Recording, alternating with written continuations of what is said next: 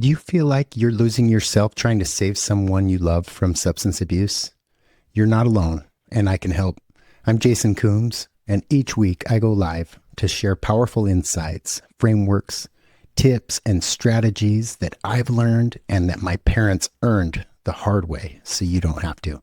Trust me, there is hope for your addicted loved one and for you. Click the link in the show notes to join me live, and it won't cost you a dime. See you there. Welcome to the Get Unhooked podcast with Jason Coombs, where experience meets insight. Jason Coombs, nationally recognized speaker, best-selling author, and founder of Brickhouse Recovery, shares hard-earned lessons on resilience, leadership, addiction, and mental health. No filters, no fluff, just real stories, practical wisdom, and a deeper look at what it takes to grow, lead, and keep moving forward. Now here's your host, Jason Coombs. Welcome to week one of the Unhooked Masterclass. I don't do these very often. In fact, this is only the second one, but this is going to be the first of its kind. I've never taken a group this deep since I used to do them in person. And so I'm so honored and excited and privileged that you guys would invest in your growth. Invest in your own peace, because if I can help you to reclaim your peace, not just today, not just when the storm isn't raging in your life, because I think it's easy to find peace or distraction when things aren't raging, but it's a whole other ballgame when crisis hits. Or when there's a transition happening, whether they're just getting out of jail, or maybe they just got a DUI, or there's something going on with their children. They all of a sudden launches you headlong into needing to figure out how to navigate. And so these are the times that we not only prepare for having peace now, but in the future. Okay. So me just go over a few of the housekeeping items. Number one. Okay. So in the housekeeping, first and foremost, confidentiality. Okay. I want everybody in here to feel that what is said here stays here. I work in a HIPAA compliant environment, which requires all of the staff, and including the clients that we work with, to respect the confidentiality of everyone involved. And I want to bring that to this group as well, because although this isn't a formal treatment center setting under HIPAA, it is the secret sauce.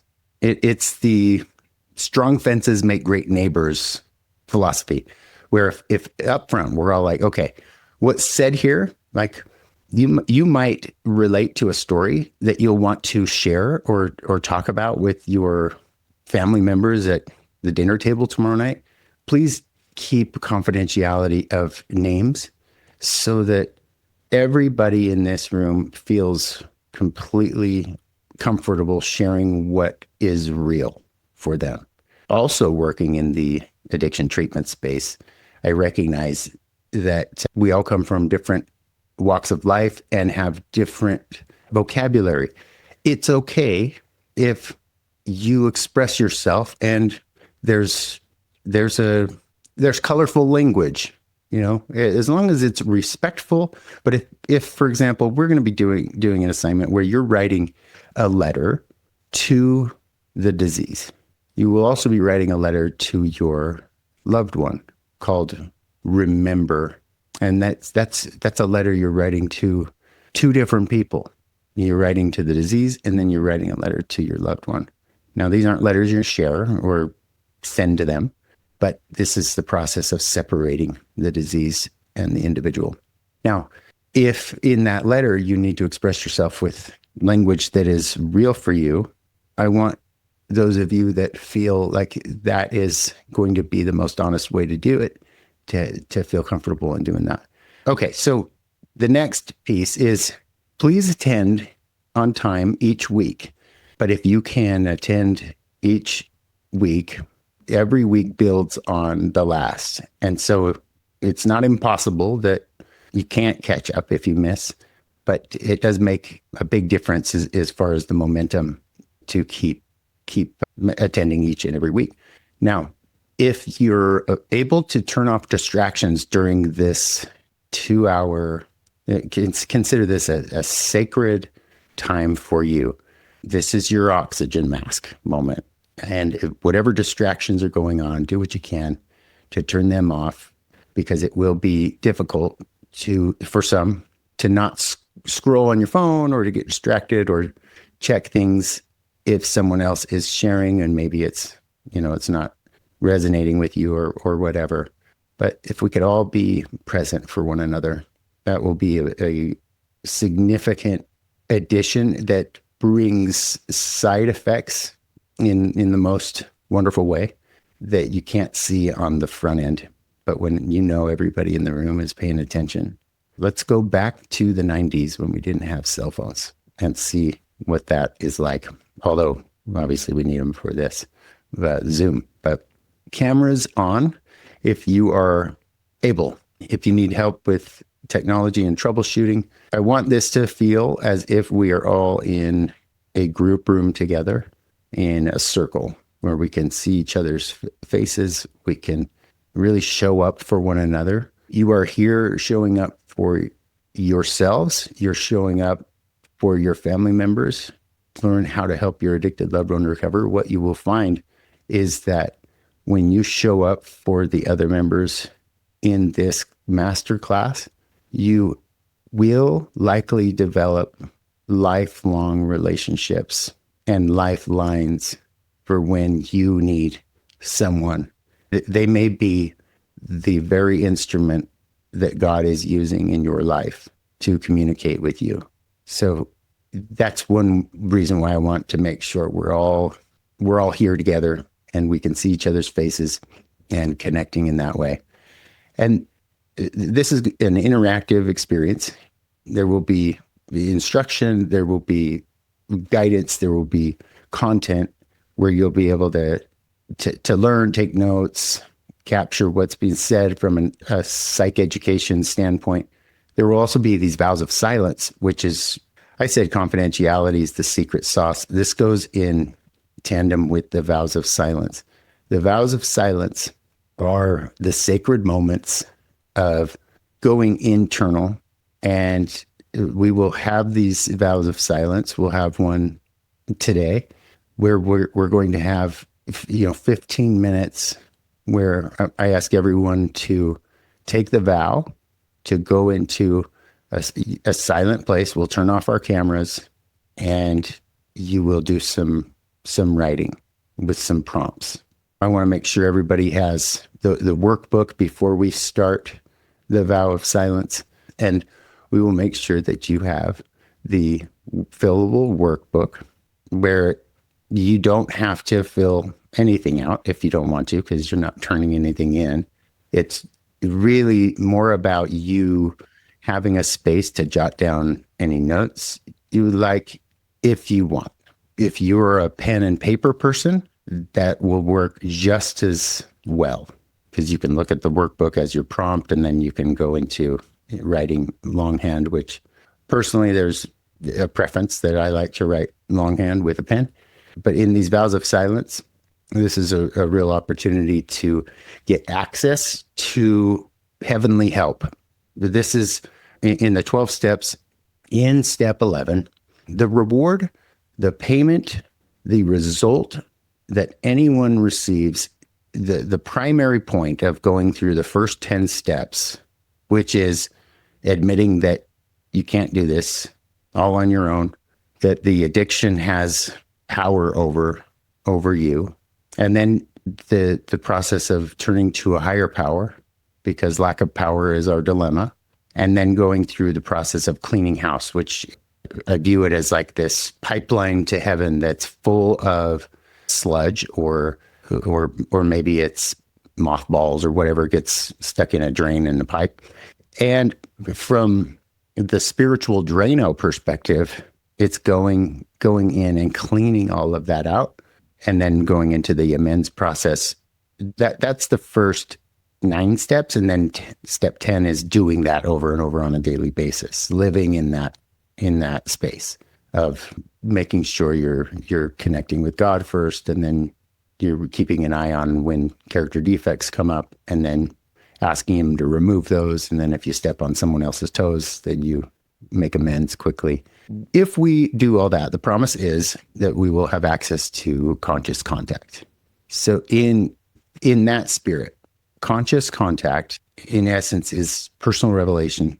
It is inspiration. And in these vows of silence, you will have an opportunity to access those. These vows of silence are ways that on a daily basis, you're able to go and pause and get into that zone if you're feeling squirrely, or if you're feeling like you don't have an answer and you're needing to come up with a decision. The reaction typically gets us into a difficult spot. But if we're able to pause first and respond instead of react, it will save you a lot of backpedaling and making decisions that will stress you out. The next piece is there will be homework assignments in between our sessions. I promised each of you that this masterclass is going to be life-changing, and I intend on delivering that.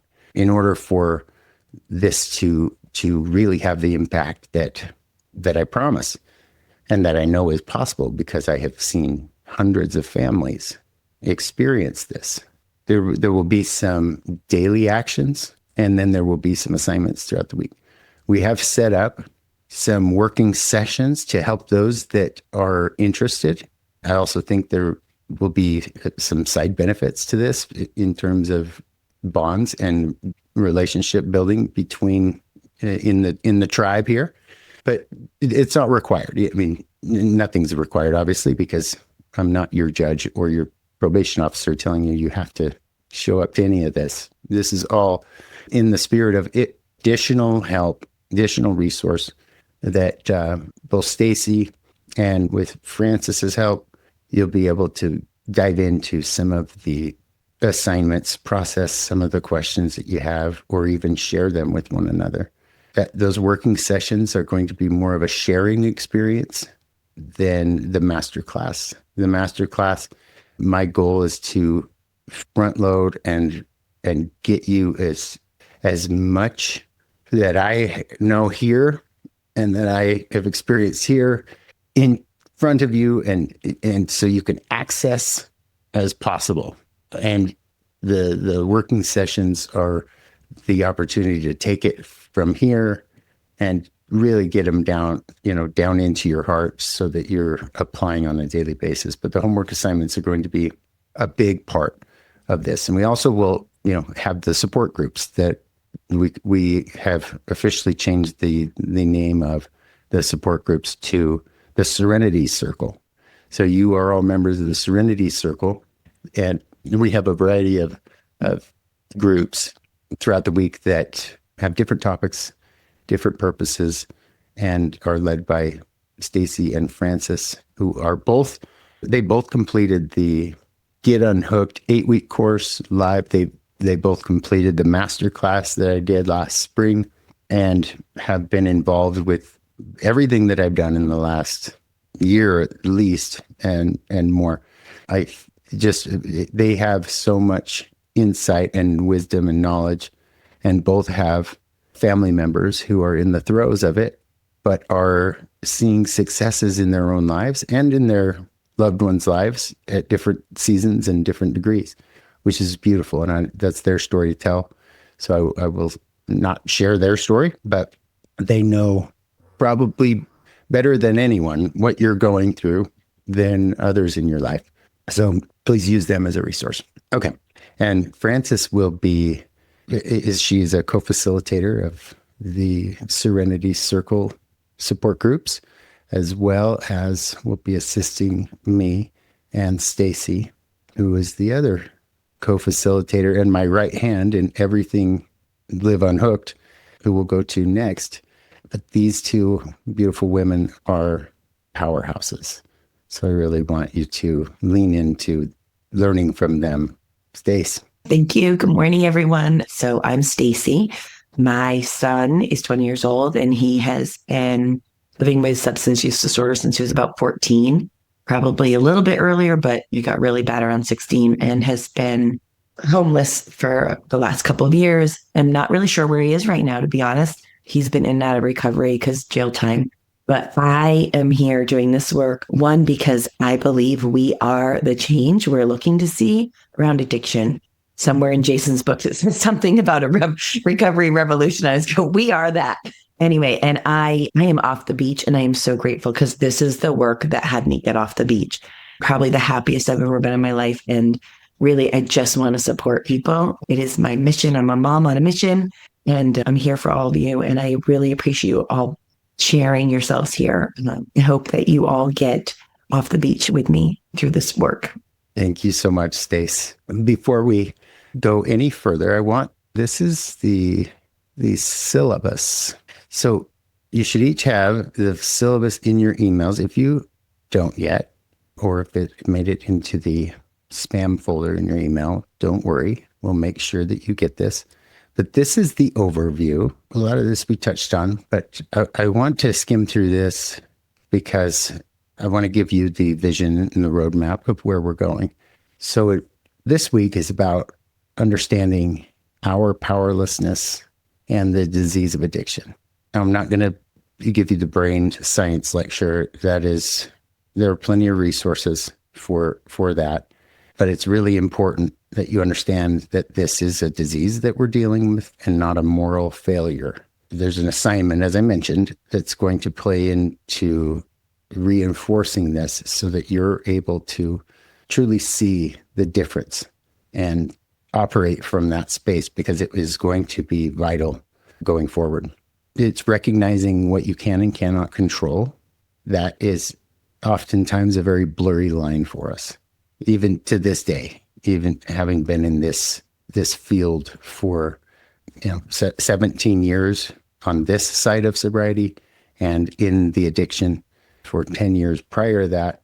It is still a very blurry line at times when I don't pause, take a step back, and really ask myself the question, okay, what is it that I can control here and what can't I? We're going to refresh ourselves on the goldfish bowl metaphor and why changing the environment matters more than fixing the person. And then all of that is going to help us feel some hope and bring some of that three-pronged process, which hope is not just a concept, it's a process. In order to feel hope or to receive hope, you got to be able to have a goal and to see a path to that goal, and then to feel the self-efficacy or have the self-efficacy, or in other words, confidence that you have what it takes to get there. So when someone comes into my world and they want to get sober, what I do with them to help them feel hope is I find out what it is that they're trying to accomplish. And if they don't want to change or get sober, but they want to satisfy the judge, for example, because they need to stop feeling the consequences legally, but they don't plan on remaining sober, I'm able to use that as the target. Okay. It's not what I want for them. I mean, obviously I want long-term recovery and transcendence, but I also understand the stages of change, which we'll get into. Okay. If this is our goal, I have a path to that goal, and my focus is going to be on helping you believe that you can do what it takes, that you have what it takes within you, and with the right support and the right guidance, we can achieve that. And then I bring up the guardrails, like, bowling lane. When my kids go bowling with me, we put up the bumpers. The bumpers are to protect them from going into the gutter. And same as in life or with this program. There will be times where the ball is going to drift over to the side and the guardrails are in place so that it's a correction and it bounces the ball back. And I know that that's going to happen. That's going to happen with every one of my clients. So I don't expect them to do a strike when they're first starting out. I don't expect them to get a strike ever, because the expectations are premeditated resentments. And if they fall short of that, then I'm going to be in a spot where I'm feeling let down or discouraged. And we'll get into the drama triangle next week, which kind of goes through this process, this loop that we get into as the helper or the support. So if I can say, hey, this program is all you need to achieve your goal, then it's like, okay, I got what it takes to at least show up. I can show up and I can, do what I got to do to get to the end of it. And then in that context, they start to feel hope. Like, okay, I'm in the right vehicle to get to where my goal is. Then along the way, I'm hoping that we're going to shift that goal to expand it more, because none of us think when we first come into sobriety that we're going to stay sober long term. No, none of us think we can do it. None of us think that it's going to be worth doing it. We want it, but why would we believe that we could do it if our history shows we've only failed at it? And that's an important piece to remember, is that hope comes when we can have these three elements. And that's what this masterclass provides you. Is by the end of this masterclass, we will have gone through all 6 weeks, going into surrender, self-inventory, and the family patterns. Week 3, we'll get into the confession and readiness and boundaries section. And I'll teach you the boundary framework, and we'll go deeper into that. Week 4 is the humility, learning how to ask open-ended questions and communicate with affirmations and then reflections and summaries in the OARS technique. Going deeper into the emotional raincoat, and then getting into week 5 with the importance of amends and the overlay of that, honoring your grief and the loss of the life that you once imagined you would have that didn't turn out that way with your loved one, and the power of the daily inventory, getting into some of the 4 agreements, which is a powerful book. And week 6 is prayerful contact. It's opening up that line of communication, which hopefully you will experience a lot of prior to week 6, but we'll take some time thinking about how we can take these tools and use them when and if relapse hits again, or a setback comes, or if you find yourself back on the beach where the tsunami waves are crashing over your head caused by the addiction. And really just how you're able to live unhooked, which is a completely different mentality than just trying to respond or react in the crisis, but like living a lifestyle where you're hovering over the problem and you're in that pocket of peace within the storm all around you. And that's what my parents were able to find, and that's what Stacy has been able to find. That's what Francis has been able to find going through this work, which is not that anyone's out of the woods, and not that there aren't days where all of it comes rushing back, but to have a plan and a program and a support group and a tribe and reminders of what you can do to feel the freedom as you get out and find your way back to peace. Now, that is the roadmap of where we're going to go. I also want to put this out there, that is potentially breathing document. What I mean by that is I might decide to come up with a version 2 before next week that I'll resend out to you, and it'll have maybe a diagram that I wanted to add. So think of it as the syllabus, the participant workbook. That's going to evolve as we go down this path, potentially. So I'm just putting that out there because we're in co-creation together, and I like to go where the needs of the group are rather than what I think we should do from the onset, because a lot of inspiration comes as we're together. Okay, so that's That's the gist. Now, I want to tell you a little story before we do anything else. Now, come with me on this flight. It's August 14th of 2005. And it's a regular morning. A Boeing 737 leaves Cyprus for Athens, Greece. Now, 121 souls are on board, 2 pilots in the cockpit. Both are experienced pilots, both are qualified, and both are well rested. This is just a routine flight, okay? About 15 minutes after takeoff, a warning horn goes off in the cockpit. And now the pilots hear the horn, and they do exactly what pilots are trained to do. They get out the manual, and then they start troubleshooting. They're calm, they're professional, and they're working the problem. They radio the company on the ground in the tower, and they start to figure out which system is malfunctioning, which is an easy fix. But there's something they don't know yet. The warning was for cabin pressurization, and the cabin pressure was failing. And so every minute that they spent reading the manual, the air inside that plane was getting thinner. And this is in a way that they could start to slur their speech. Hypoxia sunk in. I've been hypoxic before when I lost a lot of blood after an injury. And it really does make you feel like you're suffocating, but it's slow. It's super slow, so you don't notice it, because it's like you just start by feeling a little tired, a little fuzzy. You start talking a little slower than usual. And above every seat on that plane, the oxygen mask dropped down automatically. And the passengers were putting them on and waiting for the pilots to figure it out. But in the cockpit, the 2 men who were responsible for everyone's survival did not put their masks on.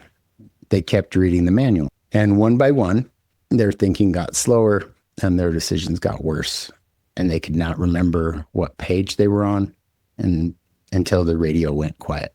But the plane kept flying on autopilot, and it kept crossing over Greek airspace, doing this holding pattern. And Greek fighter jets were scrambled to intercept. And when the fighter pilots pulled up alongside, they saw in the cockpit windows, they saw that the captain was slumped over the controls. And the first officer was unconscious in his seat, and the other one was slumped over. The passengers were limp behind their oxygen masks because every one of them lost consciousness. The plane was a ghost in the sky, and it was flying itself. And it circled for 2.5 hours. And then it ran out of fuel and crashed into a mountain just north of Athens, and everyone on board perished. The investigation was thorough, and they examined that even though the pilots had followed the instructions to a T, the conclusion was this, that in the manual, it didn't state that the pilots needed to put on their oxygen masks. Had they put on their oxygen masks within the first 30 seconds, before they opened the manual and started to go down the troubleshooting, everyone on that plane would have lived. And it's not like the pilots were lazy or non-educated or unfit. They loved their job, and they loved the passengers. They were trying so hard to fix the problem, and they forgot to keep themselves conscious enough to fix it, because they didn't know that they were suffocating slowly, becoming hypoxic. And so every safety briefing on every airline in the world says the same sentence. Now, in the unlikely event of a loss of cabin pressure, oxygen masks will drop from the department above. Please secure your own mask before assisting others. And every parent who's ever heard that sentence, thinks, I know I have, it's like, I'm going to be putting on my kids first. Like that would be the first reaction. It's like, take care of them. Just like I feed them before I get fed. If they need the bathroom first, I put them in the bathroom and I hold it, and then I go after. That's just kind of the default. But here's what the they learned from the Helios crash. And what it proved is that if you pass out trying to put the mask on your child or troubleshoot something else, then you both go down. The whole thing goes down. So you have to breathe first. And this disease, you've been the pilot and you've heard the warnings go off in your home with the lies and the missing money or the finding substances, the red flags. Maybe it was the phone call or the text at 2 a.m. or the hospital visits or the call from jail. And you've done exactly what a loving family member is supposed to do. You got out whatever manual you had and you start troubleshooting. Maybe you've called rehabs or you've researched online. You've looked into what substances they are. You've learned from those resources some of the signs, and you've memorized the symptoms. And some of you are pros at this stuff. And meanwhile, as you're doing all that, the oxygen's just been getting thinner and thinner in your own life. So consider your sleep. How are you sleeping at night? Look at your body. How are you taking care of it? Look at your thought processes. Are you able to finish a thought? Or is there interference, mental interference? Your relationships with friends, family, or your other kids, or your grandkids. How has the addiction impacted those areas?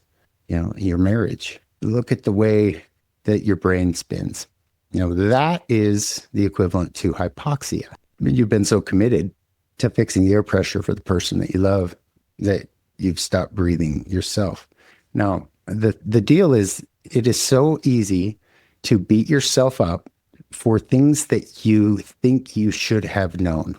So my kids are 10. Imagine if I was mad at myself that my kids, when they were 6 months old or a year, that they didn't know how to pass their math test that they just took yesterday. Imagine me carrying that. Like, I can't believe that they didn't know how to, that they didn't do that.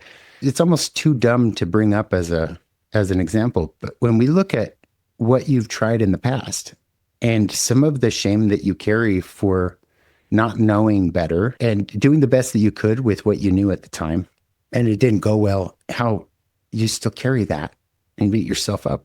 So a lot of this is this process of living unhooked, becoming unhooked, getting unhooked. They all have different places in my mind.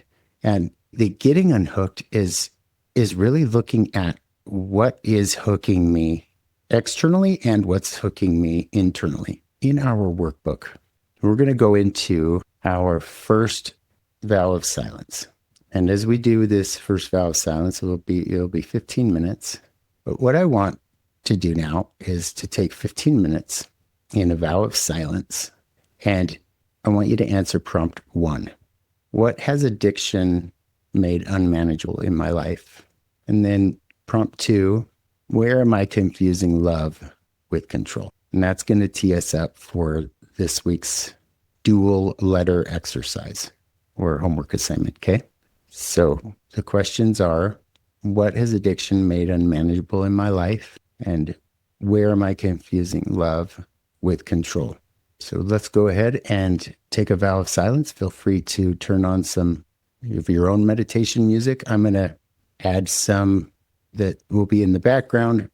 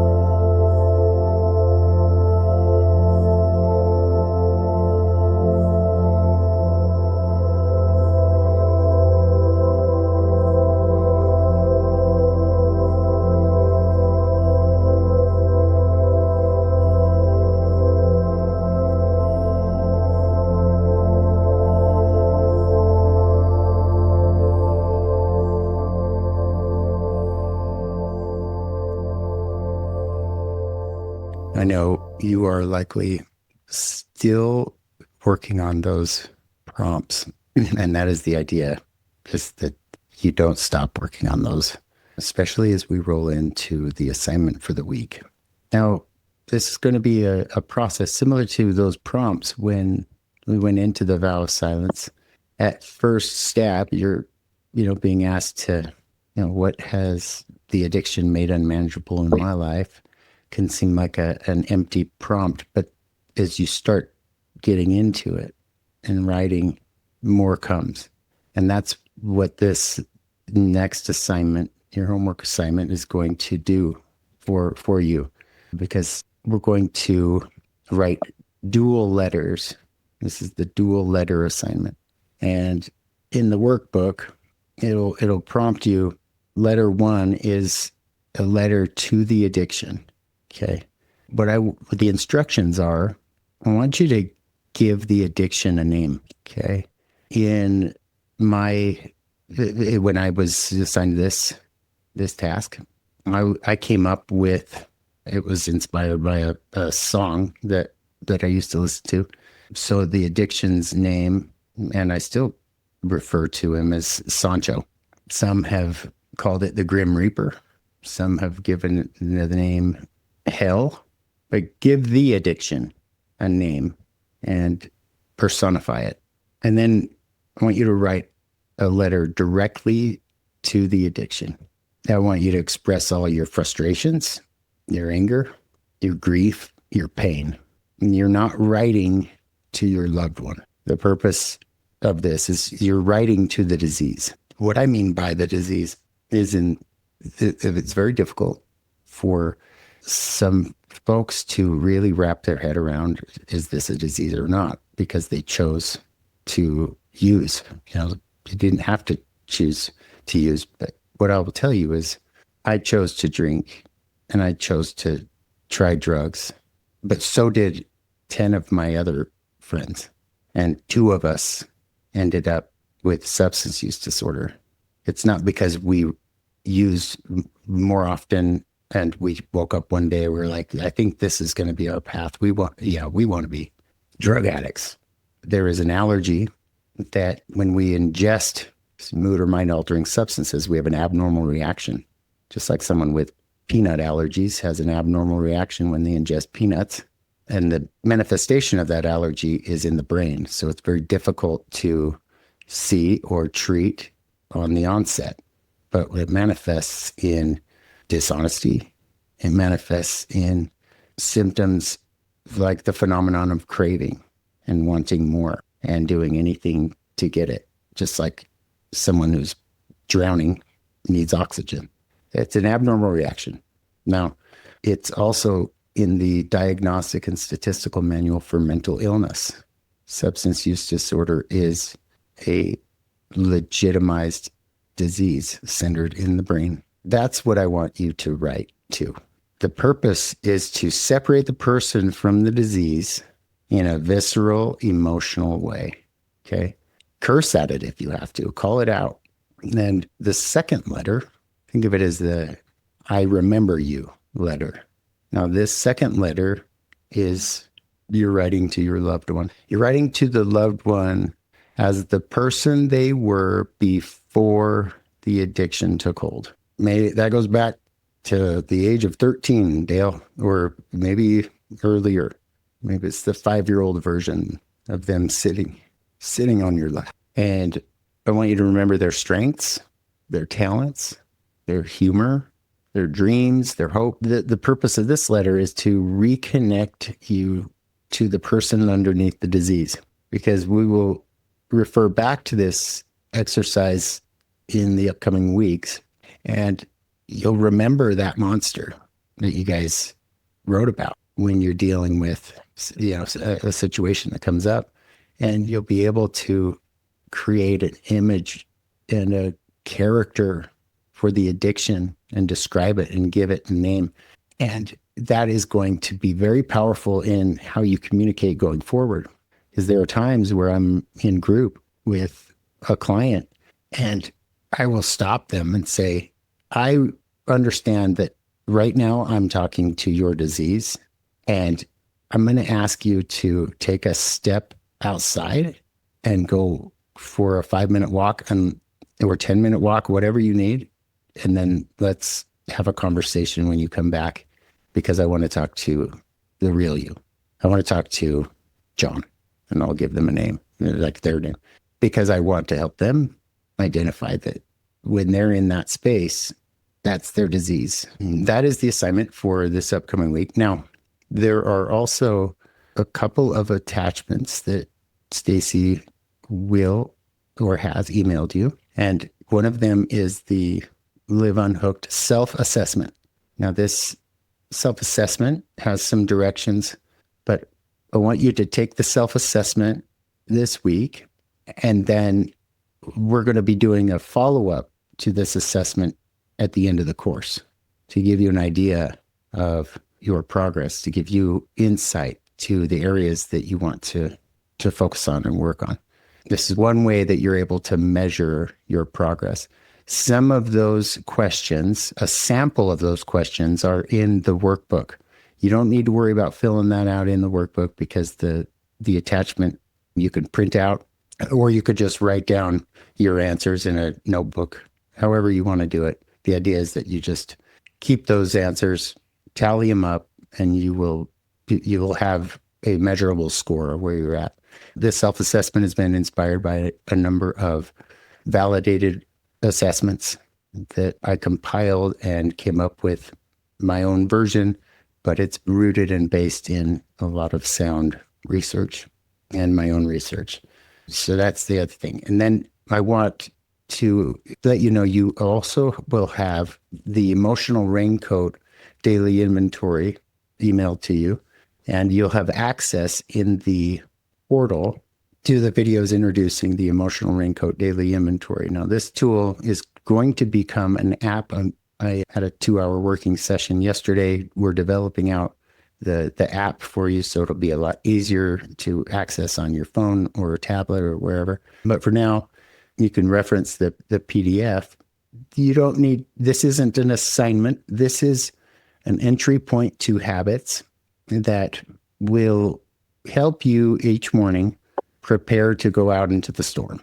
This is, imagine yourself putting on an emotional raincoat every day, and what comes at you, the storm out there, the addiction, life will hit you, and it will roll off you.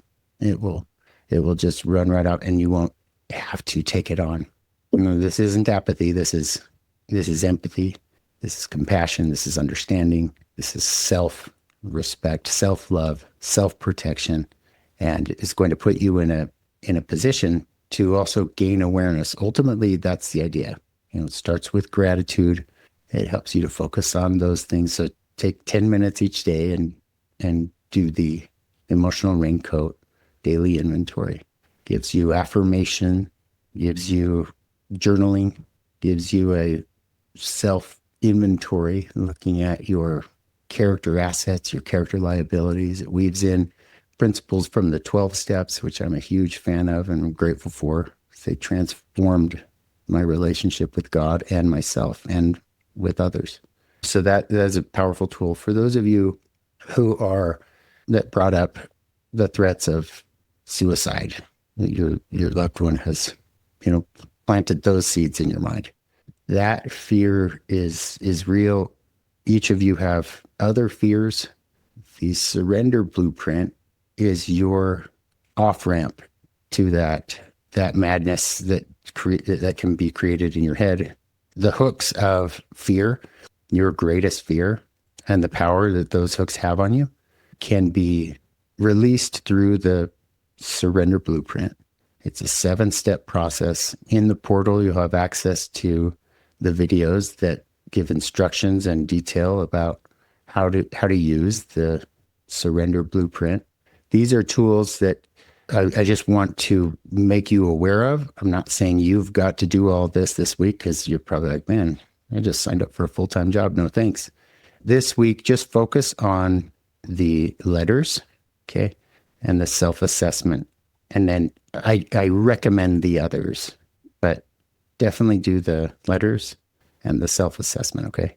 if you have questions, I know each of you do, about your situation, I would love to answer questions in the Live Unhooked private community, which is our Facebook group. So that is a great place that you're able to engage and interact. There are some people who are in that group already, and they could use a little re-engagement. And so this group engaging in there, I think, is going to be a huge resource to them as they're going through their struggles as well. But they're part of the Live Unhooked experience. And so there's not very many people in there. So it's private, exclusive. But in there, I commit to you that I will be looking for the questions that come up, and Stacey will help me monitor those. And then I'll respond in videos. I think that's going to be the best way that I can answer questions, because boy, I do not like typing on my phone. It's the bane of my existence. But videos I'm great at, or audio I'm great at. So I want to answer your specific questions that you have about your loved one. And I might follow it up with questions, because sometimes to answer questions, I need to ask questions to get clarity. So if it's not appropriate for a group setting, then feel free to hit me up privately, and I will get to them as soon as I can. You can either DM me in the Facebook group on Facebook, or you can email me at info@liveunhooked.com, and then Stacey can help me monitor those, because I need eyes, or else I don't end up seeing it, because they get buried in all my brick house emails and stuff. So I love you all, and I look forward to seeing you in, hopefully in the private community. All right. Love you guys. Hey, thanks for your time and attention today. Look, if this message gave you hope or clarity, hit all the 5 stars, subscribe, and share buttons to help the algorithms spread this message to more people in need. And don't forget, I go live every single week to share insights, frameworks, and real answers to your questions in real time. And you can join me for free. The link to register is in the show notes. You'll also find some info and treatment options and discounts to powerful resources like Warrior Heart Bootcamp for Men and Heart of a Woman Retreats for Ladies and Brickhouse Recovery in the show notes. You are not alone. There is hope, and I'm here to help you get unhooked.